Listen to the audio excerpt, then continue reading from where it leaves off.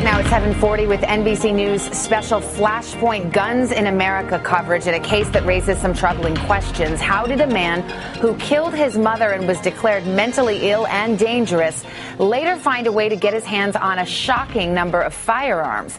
NBC's Kevin Tibbles has details on this story. Kevin, good morning.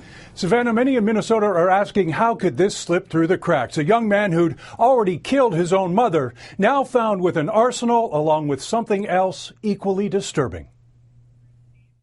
This was a shotgun with a pistol grip, .50 caliber Desert Eagle, semi-automatic. A stockpile of guns with immense firepower, all seized in January from the home of 32-year-old Christian Philip Oberender of Carver County, just outside Minneapolis.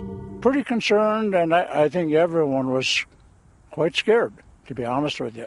Why were neighbors scared? Because back in 1995, Oberender, then just 14, killed his mother Mary in the same house with a gun. The name Chris Oberender certainly rang a bell with me from that. Sheriff Jim Olson was a young detective 18 years ago, and when he heard that Oberender, now free, had posted pictures of guns on Facebook, his memory told him to be concerned. He should not have guns posted on Facebook, and he should not have guns. As a juvenile, Oberender was deemed mentally ill and dangerous by the courts and committed to a state psychiatric hospital for his mother's murder. He was released as an adult more than a decade ago. When police obtained a warrant to search the house, they discovered a 15-weapon arsenal that included assault rifles and ammunition. And not only did you find the guns, you found a note he wrote to his dead mother. A note that was chilling in its content. Oberender wrote, "I think about killing all the time. The monster want out." It went on. The monster want to hurt people.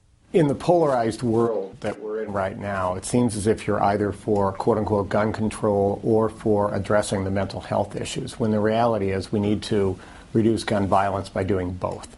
Investigators are still trying to determine how Oberender got the guns. It appears he obtained a legitimate firearms permit by transposing his first and middle names on the application. And a background check in this case wouldn't have worked anyway. The Bureau of Criminal Apprehension had no record of his murdering his mother. That issue is also being investigated. This certainly could have turned out a different way for us, for Carver County, for the state of Minnesota, and for America. Yeah, and for America. Chief Olson now shudders to think what might have happened had his memory failed him. Since 2000, more than 80 people in Minnesota previously committed by a judge have been found in possession of illegal weapons. As for Oberender, he will appear in court next month on his charges. His lawyer has not returned calls from NBC asking for comment. Savannah? Kevin Tibbles with a case that says a lot about these issues. Thank you. And you can see more of our special Flashpoint Guns in America coverage all this week across the platforms of NBC News.